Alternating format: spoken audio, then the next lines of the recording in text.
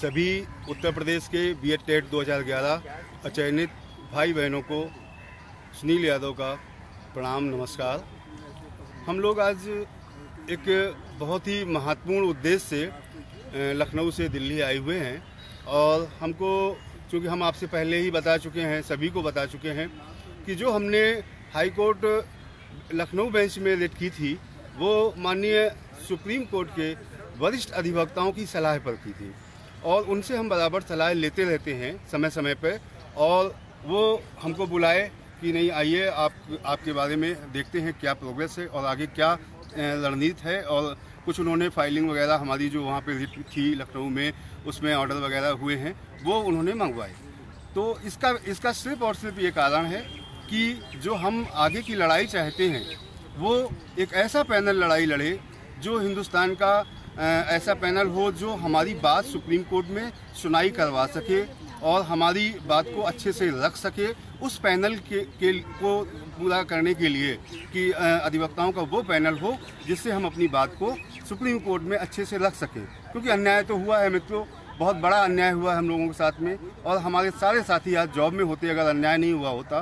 तो इस हक की लड़ाई को लड़ने के लिए हम प्रतिबद्ध हैं और जो वादे किए थे हमने अपने लोगों से कि नहीं, हम इसको अंतिम में बहुत अच्छे सर्वोच्च प्रयास के साथ लड़ेंगे, उसके लिए हम वचनबद्ध हैं। और एक बात हमेशा याद रखिएगा, संगठन के लोगों ने कभी प्रोपोगंडा फैला के और कभी इस तरीके की बातें करके कभी पैसे को महत्व नहीं दिया है और कोशिश की है कि कम से कम पैसे में, अचयनित हैं सभी और परेशान हैं पैसे से, तो कम से कम पैसे में बहुत अच्छी लड़ाई कैसे लड़ सकें इसका हमारा प्रयास रहेगा।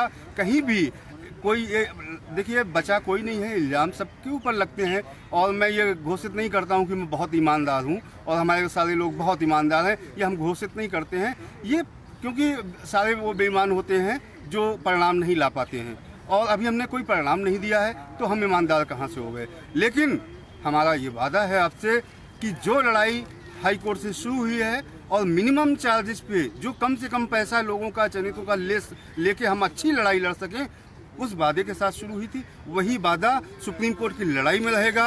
आखिरी तक बहुत अच्छे मूवमेंट आएंगे आप देखिएगा, लेकिन आखिरी तक कोशिश रहेगी कि किसी अचयनित से एक रुपया भी गलत तरीके से ना लिया जाए, ये संगठन की कोशिश रहेगी। और आज महत्वपूर्ण मुलाकातें हमारी होनी है वरिष्ठ अधिवक्ताओं के साथ और उनका समय मिल चुका है हम लोगों को। तो हम आज शाम को 4 बजे उनसे मिलने के लिए उनके घर बुलाया गया है ऑफिस में, तो वहाँ हम लोग जाएंगे और हम लोग आज सुप्रीम कोर्ट में मौजूद हैं और सिर्फ इस वचनबद्धता के साथ मौजूद हैं कि लड़ाई बहुत अच्छी लड़ी जाएगी, संगठन बहुत अच्छी लड़ाई लड़ेगा, क्योंकि संगठन में शक्ति होती है और इस शक्ति को हम देंगे। और लोग क्या कहते हैं इस पे मत जाइएगा कभी, लोग तो तरह तरह के सवाल उठाते हैं, नए नए लोग आ जाते हैं, वो अभी अधूरी लड़ाई है हमारी लड़ाई पूरी कहाँ हुई है। अभी तो हाईकोर्ट में जो है यहाँ के अधिवक्ताओं ने हमें भेजा था कि वहाँ जीत करके और तब वहाँ से यहाँ आइए, तो अभी तो हमारी लड़ाई पूरी नहीं हुई और लोग हम पे सवाल उठाने लगे हैं, हमसे परिणाम मांगने लगे हैं। तो परिणाम मिलेगा सुप्रीम कोर्ट से, हाई कोर्ट से परिणाम नहीं मिलना था। हाई कोर्ट एक रास्ता था हमारे लिए, उस रास्ते को अख्तियार करके हम लोग यहाँ आए हैं और आज जो है उनको पूरी फाइल लेके आया हूँ और पूरी फाइल उनको उपलब्ध करानी है और इसके बाद ये काम यहाँ पे जारी हो जाएगा, ये शुरू हो जाएगा और जैसे ही हम लोग वहाँ से यहाँ आएंगे तो हमें समय नहीं लगेगा, हम लोग यहाँ फाइलिंग करा के, ड्राफ्टिंग करा के और रिट दायर कर देंगे।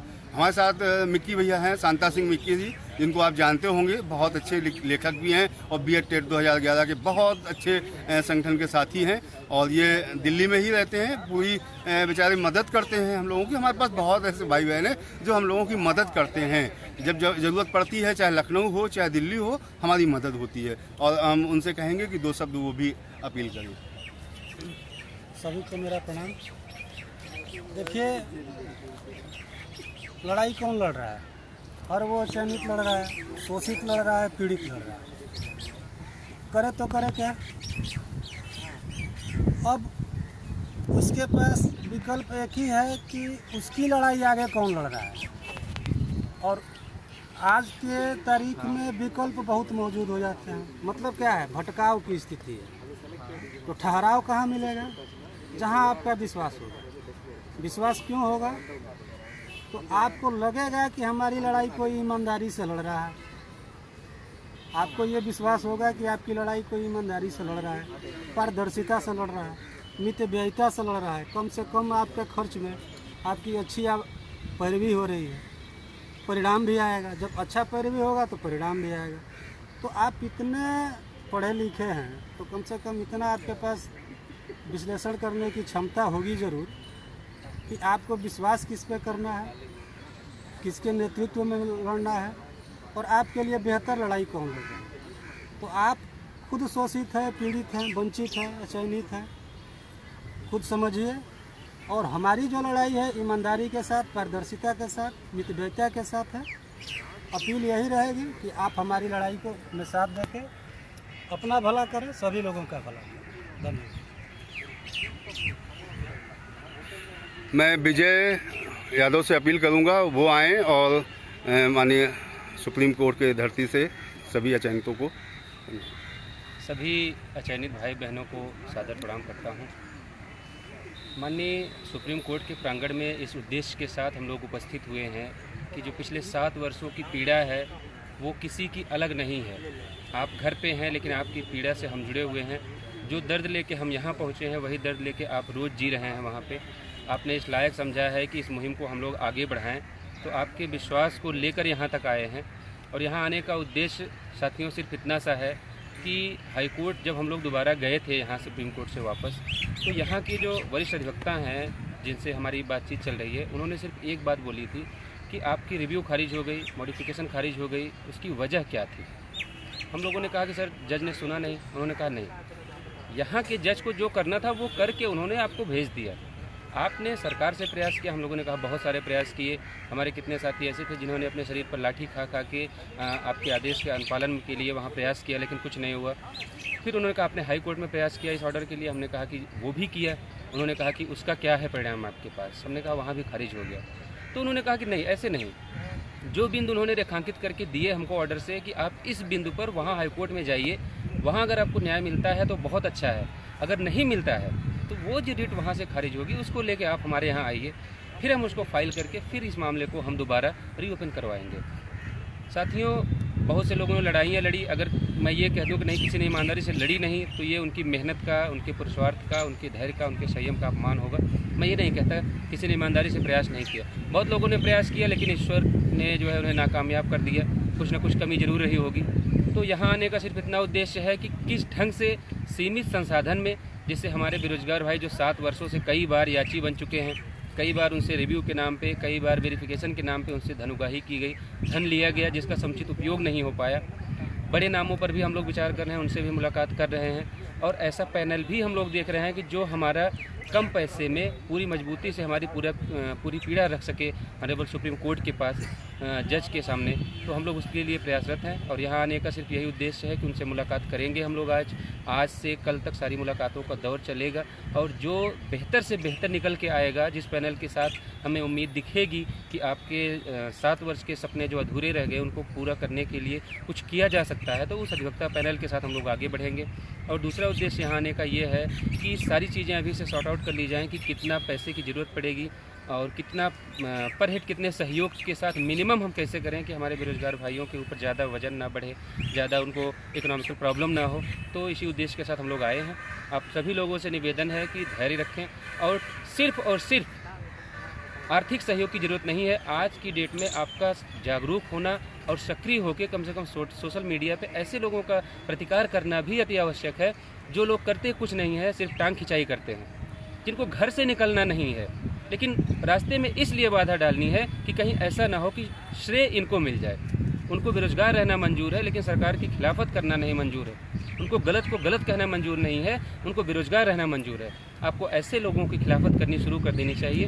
ये मेरे खुद के निजी विचार हैं और आप लोग देखते होंगे मैं लिखता रहता हूँ। तमाम आरोपों के बाद भी हम लोग लगातार डटे हुए हैं। सिर्फ इसलिए डटे हुए हैं कि हम जानते हैं कि अगर हम पढ़े लिखे हैं, अगर हमने हार मान ली, हमने अपनी कलम रख दी, तो इस मुल्क को, इस देश को, इस समाज को, इस शिक्षित वर्ग को बर्बाद होने से कोई बचा नहीं सकता। सुप्रीम कोर्ट में हम लड़ेंगे, पूरी मजबूती के साथ लड़ेंगे और ये वादा है आप लोगों से कि सीमित संसाधन में, कम से कम पैसे में एक ऐसा पैनल रखेंगे जो जज के सामने आपकी पूरी पीड़ा रखे, जिससे हम लोगों को न्याय मिल सके। बहुत बहुत धन्यवाद आप लोगों का। हमारे बीच में अभी अभी हमें दिख रहे हैं दूर से आते हुए मनोज मौर्य जी आ रहे हैं। मनोज मौर्य जी से मैं अनुरोध करूंगा, वो अपने मैटर में आए हुए हैं, माननीय सुप्रीम कोर्ट उनका 12/091 का मैटर चल रहा है। मैं अपेक्षा करूंगा कि 2 शब्द वो भी आके कहें यहाँ पे। सभी साथियों को नमस्कार। अचानक सुनील भाई ने बुला लिया, कोई बात नहीं। और क्या बोलूँ यार, सुनील भाई आए हुए हैं तो इतना यकीन है कि वो जो कुछ भी करते हैं बहुत अच्छा करेंगे। और अभी बात हुई भैया से, तो मेरी तरफ से जितना भी हो सकता है मैं पूरी मदद करने के लिए तैयार हूँ। अगर सुनील भाई और विजय भाई आए हुए हैं सुप्रीम कोर्ट, और मेरे लायक अगर जितना भी काम होगा कि मेरी मदद की जहाँ भी ज़रूरत होगी, मैं पूरी तरीके से सुनील भाई की मदद करूँगा, क्योंकि मैं जानता हूँ कि वो कोई भी काम करेंगे और बहुत ही अच्छा करते हैं और बहुत सच्चाई ईमानदारी से काम करने वाले इंसान हैं। और मुझे इस चीज़ का गर्व है कि मैं उनके साथ पुराने संघर्ष में भी साथ रहा हूँ, और आगे भी मेरी ज़रूरत जहाँ भी पड़ेगी BED-TET 2011 को, मैं सुनील भाई के साथ खड़ा हूँ और मैं पूरी मदद करूँगा। जो भी कानूनी कार्रवाई होगी, जो भी वकीलों का पैनल भी होगा, मुझसे जो भी एडवाइस वो लेना चाहेंगे, मैं पूरा देने के लिए तैयार हूँ। ठीक है, बहुत बहुत धन्यवाद मनोज भाई का। और मैं पुनः सभी BED-TET 2011 अचयनितों से अपील करता हूं कि गलत को गलत कहना सीखें। और हम लोग कोशिश करते हैं हमेशा से कि कहीं भी हम लोग किसी के बंधुआ मजदूर, किसी राजनीतिक दल के बंधुआ मजदूर हम लोग ना बने।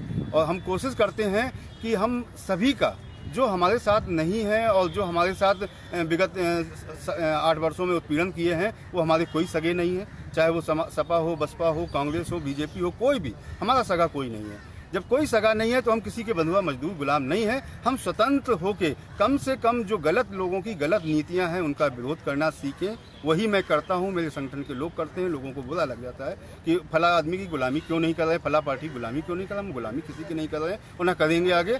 और जो रही बात यहाँ पे लड़ाई की, तो मैं सभी से सहयोग मांगूंगा। आप ये समझ लीजिए, चाहे वो कितना भी सीनियर पुराना हो, उसने अगर कोर्ट में केस लड़ा है, और वो चाहे वो वेद निवेश हो, चाहे वो भानु यादव हो, और चाहे वो मान बहादुर सिंह चंदेल हो, मतलब जो भी अचयनित जो लड़ाई लड़ा है, रविंद्र दादरी हो, मतलब जो यहाँ पे कोर्ट में आए हैं और किसी कारणवश, किसी त्रुटियों बस वो मामले में सफल नहीं हो पाए हैं, तो उनसे ज़रूर मिलूंगा, उनसे ज़रूर पूछूंगा और राय सलाह लूंगा। मैं तो भानु यादव जी को फ़ोन करता रहता हूँ, बीच बीच में उनसे सलाह लेता रहता हूँ और उनसे अपील करता रहता हूँ कि भैया जो है कभी ज़रूरत पड़े तो आप सहयोग करिएगा। भानु यादव जी ने हमेशा कहा मुझसे कि जब ज़रूरत पड़ेगी तो मैं सहयोग करूँगा और मैं उनका सहयोग लूँगा। मुझे कोई आपत्ति नहीं है मुझे कौन गाली देता है, कौन क्या कहता है, कौन क्या नहीं कहता है। मुझे सिर्फ और सिर्फ ये देखना है कि किस तरीके से हम इस लड़ाई को जीतें, किस तरीके से इस 8 वर्षों की लड़ाई को हम जीत सकते हैं। वो हर संभव कोशिश संगठन करेगा। इसके लिए कहीं कोई वो नहीं है कि हम किसी से एलर्जी रखते हैं, किसी से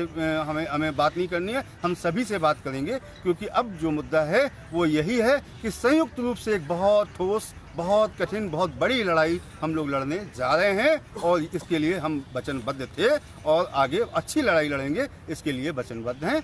आप सभी का बहुत बहुत नमस्कार, प्रणाम, जो सहयोग करते हैं। और सबसे अपील है कि प्लीज़ इस लड़ाई को एक सुर से लड़िए, एक बन के लड़िए। पैसे का महत्व मत दीजिए, पैसा बहुत सेकेंडरी चीज़ है। हम लोग संगठन के लोग कभी भी पैसे के लिए काम नहीं करते हैं, ना पैसे का कोई इशू है। हम लोग बहुत छोटे छोटे अचानक से लेके पैसे और बहुत बड़ी बड़ी लड़ाई लड़ने की संकल्प लिए हुए हैं, वही काम करेंगे। कहीं भी कोई प्रोपोगंडा नहीं होगा। बहुत बहुत नमस्कार सभी को, बहुत बहुत।